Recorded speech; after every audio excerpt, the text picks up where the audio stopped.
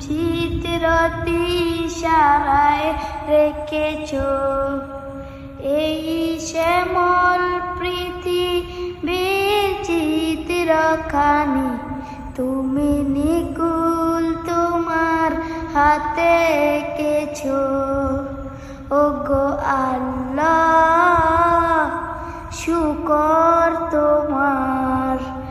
আমার যে মুসলিম করেছ ওগো আল্লাহ